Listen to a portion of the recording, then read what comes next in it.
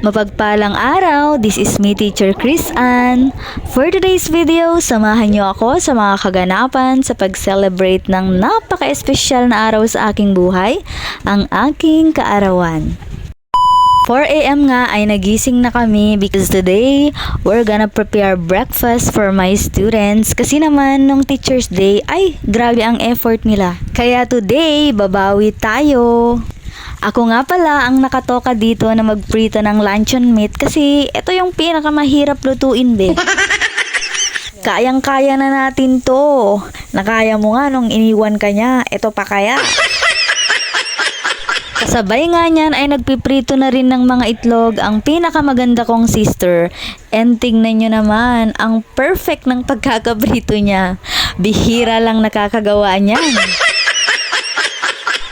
Dito nga'y prepare ng aking bayaw ang mga susunod na ipiprito, ang mga hotdogs, at pinapanood lang kami ng aming mga parents habang kami ay abala. Na para bang kami aliping sa gigilid at sila ang aming mga amo.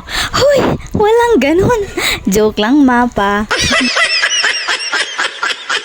At nang nailuto na ang lahat, nandito na tayo sa pinaka-exciting part, ang pagpapak. Kabado 20 pa tayo nung una dahil nahuhulog. Pero nung tumagal na ay nag-e-enjoy na tayo. Masarap talaga sa pakiramdam at masaya ang puso kung alam mong mare-reciprocate mo na yung mga efforts na ginagawa nila para sa'yo. Kaya ikaw, kung ikaw lang nag-e-effort sa relasyon nyo at walang reciprocation, ay mag-isip-isip ka na, huy, walang gano'n.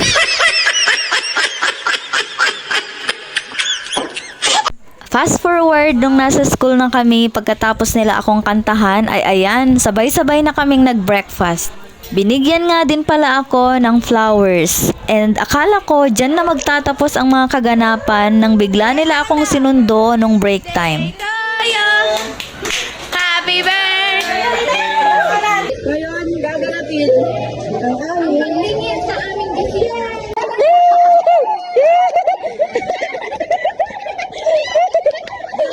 Akala ko ice cream yung sinasabi nilang tunaw na, yun pala ay yung kandila sa cake dahil dati na nilang sinindihan. Kaya naman ganyan ang ating ngiti kasi yan pala yung tinutukoy nilang bisita. Gumawa talaga sila ng paraan para makasama namin sa celebration dito ang aking asawa na naka-duty sa araw na yan. And take note hindi lang iisa. Not just 1, but 5.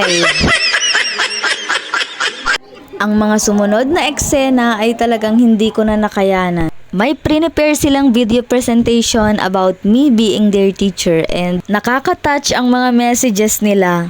Kasama rin dyan ang mga video greetings ng mga malalapit kong kaibigan at mga sikat na vloggers.